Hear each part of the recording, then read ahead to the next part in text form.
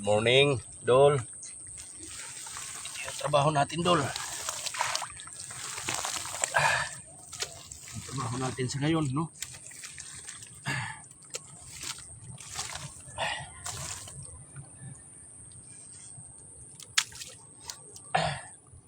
Yung basher ko dyan nga nagsasabi na hindi ko nalang babanggitin yung pangalan. Yung basher ko nga nagsabi nga hindi to sa daan sa nag-comment sa akin kundi sa personal, no. Ang sabi niya sa akin itigil ko na daw yung pagko-content, Dol, sa mga ganitong content, no. Dahil burbasura ka lang daw sa social media. Dol, ipapakita ko lang sa inyo kung kaano kahalaga yung ginagawa ko, no. Oo, proud po ako sa aking ginagawa.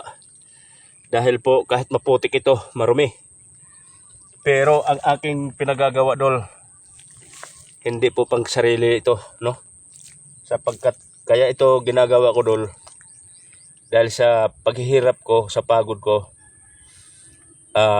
ang maitutulong ko lang sa mga sambayanan Pilipino ay ang makatikim po ng aking pinagpaguran, no. Kahit bumibili sila, di puhunan sila. Pira ang kanilang puhunan para makakain ng bigas. Pero yung akin, ulan, init, pagod, binubuno ko po dito sa aking trabaho, no. Para lang po may ma-share ako. Kung halimbawa gumanda yung ani ng palay, hindi lang po akong makikinabang, kundi hindi lahat po tayo, no. Kaya sa basher ko nga nagsabi na itigil ko na pagkutit, hindi ako titigil, hindi ako susuko hanggat may hininga pa ako. Kasi ipapakita ko lang po sa inyo kung ang pag-share po ng inyong pagod po ay walang halaga, basta't importante ay makatulong ka po sa iyong kapwa, no. Importante nga ma-share mo yung mga pinaghirapan mo, ma-share mo yung pagod mo. Hindi mo indahin yung pagod, hirap, init, ulan. Napaka-importante po sa atin ay ma-share po ang ating pinagpaguran. Sa ganito lang paraan, kasi wala mga akong financial nga itulong, no.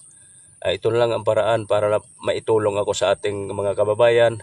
Sana po itong itanim ko, isa ka po makabili nito pagdating ng panahon, pagdating ng harvest, ano. Kaya shout out po sa lahat po, no. At good morning po sa inyong lahat. Maraming salamat, Dol.